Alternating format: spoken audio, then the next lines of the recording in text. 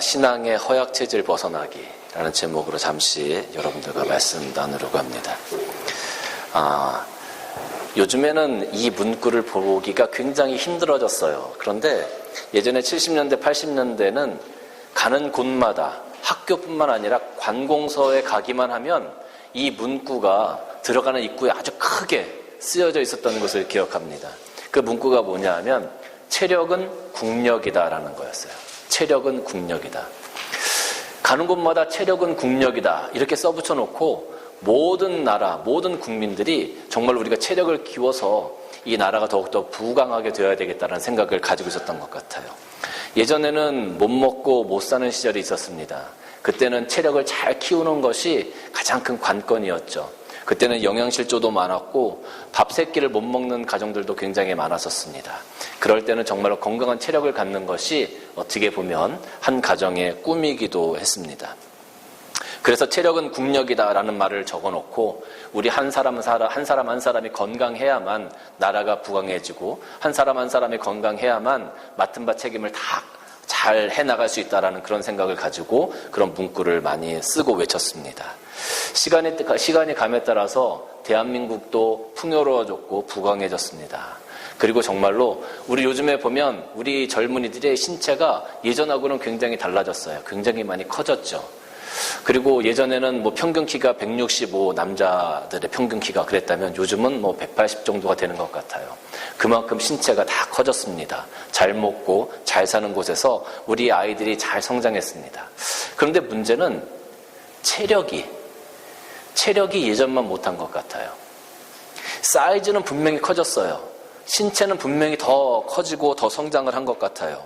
그런데 그 안에 있는 체력이 예전만 못하다라는 생각을 하게 되는 거죠. 예전에는 신체 사이즈가 작았습니다. 그런데 체력이 있었어요. 그게 악이든 깡이든 정신력이든 그것을 해낼 수 있는 그런 힘이 있었어요. 그런데 요즘 젊은이들을 보면 굉장히 크고 근육도 있어 보이고 몸집도 커 보이는데 정작 무엇을 하려고 하면 그것을 해낼 수 있는 힘이, 그 체력이 부족한 것을 종종 보게 되어집니다. 어떻게 보면 허약체질화 되어지지 않나 싶어요. 허약체질화 되지 않나. 여러분, 허약체질이 되어지면 몇 가지 증세가 나타나는데 그게 뭐냐면 잔병치레를 자주 하게 됩니다. 다른 사람은 다 괜찮은데 혼자 감기 걸려가지고 콜록콜록 하는 사람들이 있어요. 이 잔병치레를 자주 하게 되죠. 또 피로도 쉽게 느껴지니까 무언가를 하려고 하는 의욕도 상실하게 되어집니다. 이 허약체질이 되어지면 참 이렇게 일상생활을 해나가는 데 있어서 힘든 부분들이 참 많이 있는 것 같아요. 근데 교회도 이와 비슷한 점이 굉장히 많아요. 예전에 우리가 70년대, 80년대 교회는요, 그렇게 숫자가 많지 않았어요. 막 부흥하는 시기였긴 하지만 교회가 작은 교회들이다 할지라도 이 땅에서 빛과 소금 된 역할들을 감당하면서 하나님의 복음을 들고 목숨을 걸고 사명 감당하려고 애썼던 그런 교회들이 참 많았다라는 거죠. 시간이 감에 따라서 교회들이 성장했습니다. 그 규모가 커졌고 사이즈가 굉장히 커졌어요. 그리고 많은 것들을 누리는 교회가 되었습니다. 그런데 요즘 그렇게 규모는 커졌는데 신앙의 체력이 예전만 못하다라는 생각을 요즘 많이 하게 되어집니다.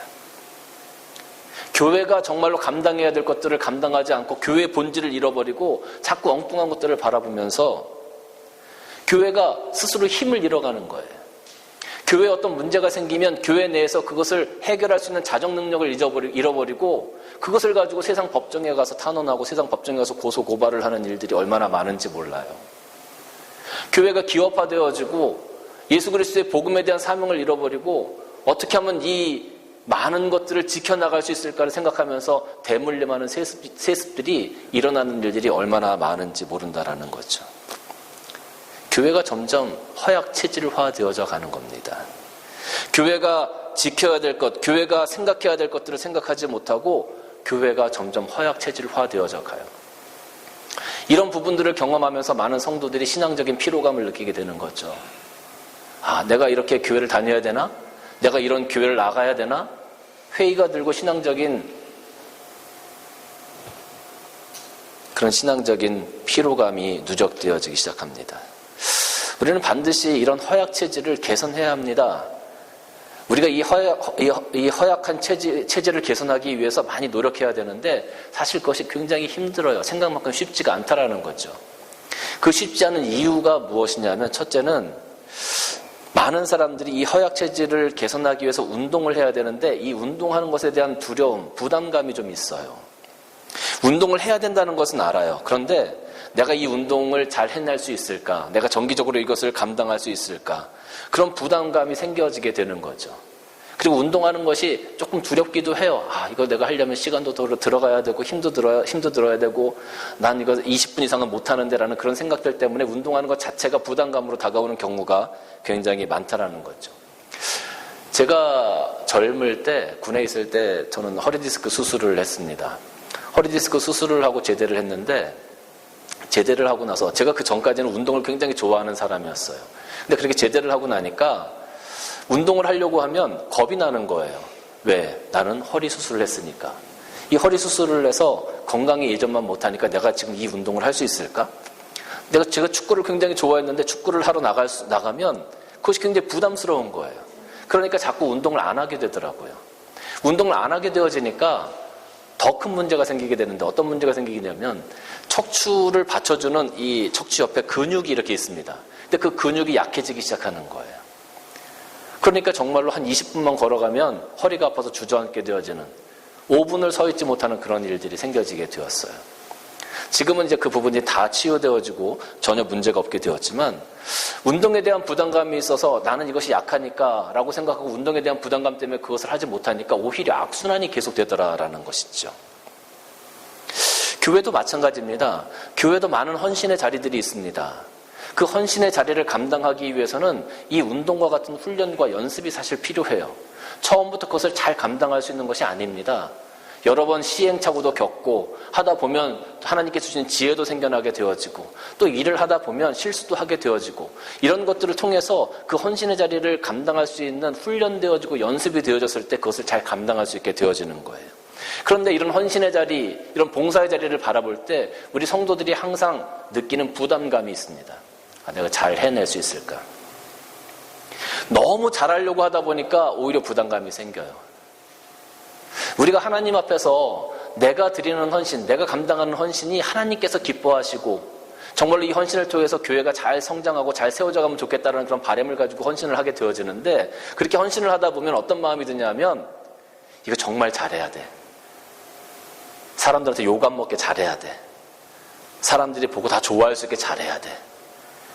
이게 자꾸 하나님에 대한 헌신인데 물론 보기 좋은 떡이 먹기도 좋다는 이야기도 있어요. 그런데 그렇게 우리가 모든 것들을 완벽하게 하지 않아도 우리가 하나님의 그 헌신의 자리에 서 있는 것만으로도 하나님께서는 기뻐하신다라는 거죠. 근데 이걸 너무 잘하려고 하니까 부담스럽잖아요. 그러니까 그 자리에 설 수조차도 없게 되어지는 거예요. 근데 이런 것들은 우리가 신앙의 훈련들이 좀 되어져야 됩니다. 또 시간에 대한 부담이 생겨지기도 해요. 여러분 교회에서 무언가를 할 때 그냥 뚝딱 해가지고 그 자리에서 탁 나오는 것이 아니에요. 여러분 한번 생각을 해보세요. 아내가 저녁을 준비합니다. 남편이 들어오기 전에 저녁을 딱 준비하는데 남편이 들어와가지고 아내가 저녁을 뚝딱 만들어가지고 탁 내놓지 않잖아요. 그 저녁을 준비하려고 하면 재료도 사와야죠. 또 다 다듬어야죠. 남편이 오기 한두 시간 전부터 그걸 다 준비한단 말이에요. 그렇게 시간이 걸려요. 교회 일도 마찬가지거든요. 무슨 일이든지 그냥 뚝딱 되는 게 아니에요. 예를 들어서 뭐 행사를 한다고 하면 선물도 사러 다녀야죠. 선물 사러 다니고 또 그 포장해야죠. 또 가지고 와야죠. 또 그뿐만 아니라 행사를 어떻게 진행할 건지 그 콘티도 짜야죠. 이게 어떻게 보면 어떻게 그것이 얼마나 수고했는지가 드러나지 않는 부분이지만 그것을 위해서 많은 시간들이 투자가 되어지고 많은 시간들을 내가 헌신해야만 감당할 수 있는 것들이거든요. 근데 사람들은 그것을 몰라요. 그러니까 그것을 아니까 내가 하나님 앞에 헌신의 자리에 서기가 부담스러운 거예요. 내가 이만큼 시간을 써야 되고 내가 이런 것들을 감당해야 되는데 몸도 피곤하고 특히 호주 같은 경우는 운전을 하지 않으면 안 되잖아요. 그 버스 타고 다니면서 일일이 다 갈 수가 없단 말이에요. 운전하고 가면 20-30분이면 되지만 1-20분이면 되지만 버스 타고 가려고 그러면 1시간 반을 다녀야 되는 그런 일들이 생기잖아요. 그러니까 그런 부분들이 부담스러운 거예요. 그러다 보니까 그것을 감당하지 못하는 일들이 생겨지게 되어지죠. 여러분, 그러나 우리가 그 부분에서 분명 결단을 해야 됩니다. 아, 내가 운동 부족이구나. 내가 훈련이 덜 됐구나. 이런 생각이 들 때 이제부터 내가 운동을 해야 되겠다. 내가 훈련을 받아야 되겠다. 내가 그 헌신의 자리에 서야 되겠다라는 분명한 결단이 세워지지 않으면 절대로 그 허약 체질을 개선할 수 없다라는 거죠. 분명한 결단을 해야 됩니다. 분명한 결심을 해야 됩니다. 나는 이렇게 허약 체질이니까 난 절대로 하지 않을 거야 라고 부정적인 결단을 하지 마시고, 그것을 개선하기 위해서 우리가 하나님 앞에서 긍정적이고 선한 결단을 해야 될 필요성이 있다라는 거예요. 한 농부가 아내의 생일을 맞이해서 아내한테 어떤 선물을 해줄까 곰곰이 생각을 해봤습니다. 그때 하늘에서 비행기가 한 대가 싹 날아가면서 그 뒤에 현수막이 이렇게 걸려 있었는데, 스릴을 선물하세요, 이렇게 딱 써져 있는 거예요. 그래서 이 남편이 그것을 보고, 아, 그래, 내 아내에게 정말로 이 스릴 만점인 비행기를 한번 타고 한번 싹 날아가면서 우리 농장도 보고 하면 좋겠다 하면, 그런 생각이 들어서 그 파일럿을 찾아갔습니다. 비행기를 보니까 그 유리 뚜껑이 없는 오픈되어져 있는 그런 그 프로펠러 비행기였어요. 그래서 그것을 이제 계약하려고 얘기를 하니까 너무 비싼 거예요. 그래서 흥정을 했습니다. 가격을 좀 깎아달라고. 근데 아무리 해도 안 되는 거예요. 근데 이 파일럿이 한 가지 제안을 했어요. 내가 가격을 저렴하게 해주는데 대신 조건이 있습니다. 비행기를 타고 날아다니는 순간 만약에 당신이나 당신 와이프 입에서 비명소리가 나면, 그러면 당신은 돈을 깎아주는 것 없이 모든 풀페이를 하십시오. 이렇게 얘기를 한 거예요. 그러니까 이 파일럿은 무슨 생각을 했냐면, 자기가 비행기를 타고 날아다니면서 고개 비행을 막 하면 분명히 이 사람들이 소리를 지를 거다. 그러면 나는 제 값을 다 받을 수 있겠구냐, 이렇게 생각을 한 거죠. 어쨌든 그렇게 해서 합의를 했습니다. 그리고 이 농부가 와서 절대로 소리내지 않겠다고 결심을 하고 아내한테도 그렇게 얘기를 했어요. 당일날이 돼서 비행기를 타고 날아올랐습니다. 이 파일럿이 정말로 고개 비행을 막 하는 거예요. 오르락내리락 뒤집어지고 막 이렇게 비행기를 타고 한 20분 나른 후에 다시 착지를 했습니다. 아무도 소리를 내지 않았어요. 이 파일럿이 정말 대단하다고 농부를 향해서 손가락을 치켜오르면서 정말 대단합니다. 어떻게 그렇게 할 수 있는지 모르겠습니다. 이 농부가, 저는 아주 굳은 결심을 했습니다. 절대로 소리내지 않겠다고요. 근데 한순간 위기가 있었습니다. 언제요? 제 아내가 떨어질 때요. 당신이 막 고개 비행을 할 때 제 아내가 떨어졌는데 그때 제가 소리 지를 뻔했어요. 이렇게 얘기를 하는 거예요. 이게 우스갯소리입니다만은, 우리가 하나님 앞에서 부정적인 결단이 아니라 긍정적인 결단을 하고 정말로 내가 이것을 해내야 되겠다, 감당해야 되겠다, 그런 결단을 하고 하나님 앞에 섰을 때 하나님께서 우리가 감당할 수 있는 능력도 주시고 우리를 사용하게 되시는 줄로 믿으시기를 바랍니다. 열왕기상 18장 21절 말씀 보면, 엘리야가 모든 백성에게 가까이 나아가 이르되 너희가 어느 때까지 둘 사이에서 머뭇머뭇하려느냐. 여호와가 만일 하나님이면 그를 따르고 바알이 만일 하나님이면 그를 따를지니라 하니 백성들이 한마디도 대답하지 아니하니라. 사랑하는 성도 여러분, 하나님 앞에서 우리가 헌신의 자리를 감당해 나갈 때, 내가 하나님 앞에 헌신의 자리를 감당하겠습니다, 감당하지 못합니다, 이 사이에서 머뭇머뭇하지 마세요. 이제 하나님께서 여러분들에게 어느 편에 서겠느냐고 결단을 촉구하시는 그런 시기가 왔습니다.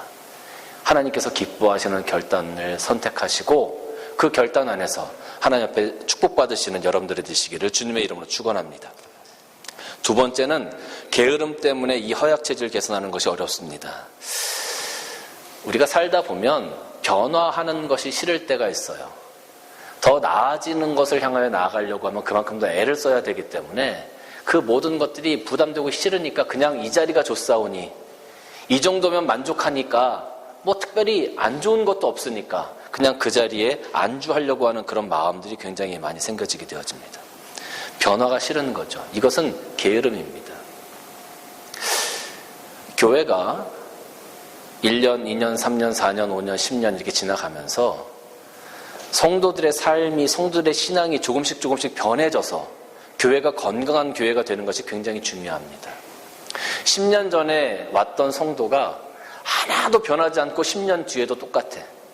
정말로 하나님 앞에서 좋은 신앙이 변하지 않는 것은 굉장히 좋은 일이지만 초보의 신앙을 가지고 10년 전에 왔던 성도가 10년이 지나도 전혀 성장하지 않고 그 초보의 신앙을 그대로 가지고 있다면, 어린아이와 같은 신앙을 그대로 가지고 있다면 이건 문제가 있는 거예요. 시간이 지남에 따라서 신앙이 성장해야 되고 신앙이 변화되어져야 합니다. 하나님 앞에서 더욱더 많은 것들을 감당할 수 있는 장성한 분량의 신앙이 되어져야 합니다. 그런데 10년 전이나 지금이나 똑같아. 그럼 문제가 있는 거죠. 10년 전에도 그 모습, 10년 후에도 그 모습, 어린아이와 같이 그렇다면 여러분, 교회는 하나님의 군사를 훈련시키는 그런 훈련소와 같은 곳입니다. 그런데 그 어린아이와 같은 신앙이 계속 모여서 10년 뒤에까지 간다면 이것은 어떻게 보면 그냥 고아원과 같아요. 항상 아이들만 있어요. 교회가 성장하지 못하는 거예요. 허약체질을 개선할 수 있는 기회가 전혀 없는 것이죠.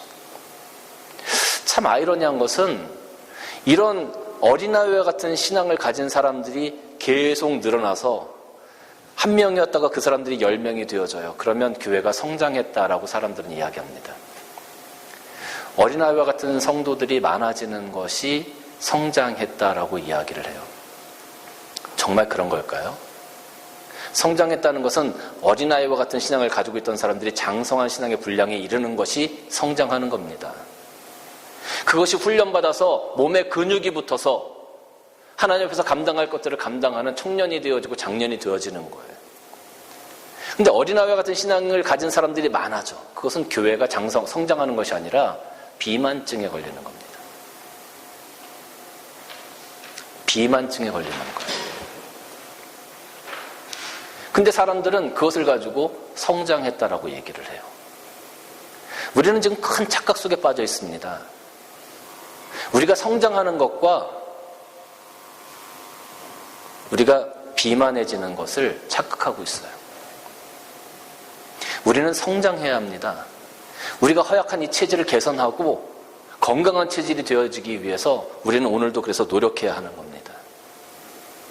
기도하지 못하던 사람들이 기도를 하게 되어지고, 찬양을 하지 못하던 사람들이 찬양을 하게 되어지고, 경건 생활을 하지 못했던 사람들이 경건 생활을 하게 되어지고, 이렇게 성장되어져야만이 그것이 건강한 교회의 모습이죠. 그것이 성숙해가는 신앙이 되어지는 거죠. 10년 전에도 기도하지 못했던 사람들이 10년 뒤에도 기도를 못해. 10년 전에 하나님을 찬양하지 못했던 사람들이 지금도 찬양을 못해.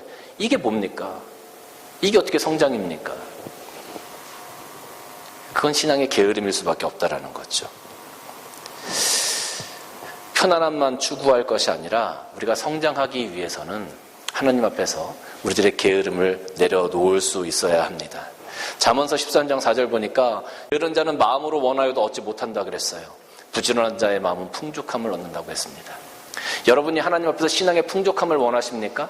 누구든지 다 신앙의 풍족함을 원하죠. 하나님께서 나와 동행하시는 것을 원하죠. 내가 하나님 앞에서 경건생활을 해나가는 것을 원하죠. 그것을 원하신다면 우리들의 마음이 게을러서는 안 된다는 거예요. 결단되어지고 행동을 옮기고 이제 부지런히 하나님 앞에서 더욱더 그걸 노력해야 한다라는 것이죠. 하나님과 동행하는 삶, 게으르지 않기를 주님의 이름으로 간절히 축원합니다. 세 번째는 선천적으로 약하기 때문입니다. 여러분, 아이들이 태어날 때 보면 10개월을 채워서 건강하게 태어나는 아이들이 있고 10개월을 채우지 못하고 미숙아로 태어나는 아이들이 있어요. 이 7개월 이렇게 나오는 아이들이 있는데 이렇게 미숙아로 태어나게 되어지면 반드시 도움이 필요합니다. 그래서 인큐베이터에 들어가서 몇 달 이렇게 있다가 다시 나오게 되어지죠. 건강해지면 퇴원을 하는 겁니다. 생명을 유지하기 위해서 그 아기들은 도움이 필수적이에요. 도움받는 것을 부끄러워해서는 안 돼요. 도움이 필요할 땐 도움도 받을 줄 아는 것이 지혜일 수 있다는 겁니다. 교회도 자생할 수 있는 교회가 있어요. 인원이 작더라도 교회가 탄탄한 믿음 가운데 서서 재정도 충분하고 자생할 수 있는 교회들이 있어요. 근데 교회가 커도 그렇지 못하는 교회들이 있어요. 여러분, 작은 교회들이 그 교회가 자생하고 그 교회가 정말로 힘을 얻어서 하나님 앞에서 스스로 그 체질을 개선해 나갈 수 있다면 얼마나 좋겠습니까? 근데 그것이 참 힘들단 말이에요. 어렵단 말이에요. 그럴 때는 서로 간에 도움이 필요해요. 예를 들어서 주일학교 아이들이 서너 명밖에 되지 않아요. 주일학교가 서너 명밖에 안 되니까 그 아이들을 데리고 뭐 성경학교를 한다든지 하는 것이 어렵단 말이에요. 그러면 작은 교회들끼리 서로 연합해서 주일학교 학생들을 모아서 함께 성경학교를 해나간다고 하면 얼마든지 성경학교를 해나갈 수가 있는 거죠. 그게 서로 돕는 거예요. 서로 연합해서 함께 하는 거예요. 하나님의 나라를 함께 세워가는 거예요. 근데 그런 부분들을 요즘 교회들은 안 하려고 그래요. 그리고 우리 교회가 이거밖에 안 돼. 우리 교회의 모습은 이렇게 작아. 이 부분을 드러내는 것을 굉장히 부끄러워해요. 다른 교회는 다른 교회는 저런 것들을 할 수 있는데 우리는 그것을 할 수 없어. 우리 능력이 이것밖에 안 되라는 것을 보여주는 것을 굉장히 부끄러워해요. 그러다 보니까 교회들끼리 연합하는 것이 굉장히 어려워져요. 근데 여러분, 이것은 부끄러운 것이 아닙니다. 우리가 살아가고 우리가 세워져가는 하나의 방법이에요. 작은 교회들끼리 함께 모여서 예배를 드리기도 하고, 작은 교회들끼리 함께 모여서 행사도 같이 하기도 하고, 작은 교회들끼리 함께 모여서 훈련도 같이 받기도 하고, 이런 부분들을 통해서 우리 교회가 작은 교회들이 세워져 가고 힘을 얻어가고 근육이 생겨져 가고 훈련받아져 가고, 그래서 그 교회가 성장하게 되어지는 겁니다. 아무것도 할 수 없는 미숙아의 모습으로 세워져 있는 교회가 만약에 간호사의 도움이 없다면 그 미숙아가 살아날 수 없듯이, 작은 교회라 할지라도 서로 간에 돕고 함께 세워져가는 모습이 없다면 그 작은 교회들은 결국 도태되고 말 것입니다. 예전에는 다른 교회에서 사경례를 한다 그러면 모든 성도들이 목사님과 함께 가서 같이 예배드리고 같이 말씀 듣고 말씀 사모하면서 그랬어요.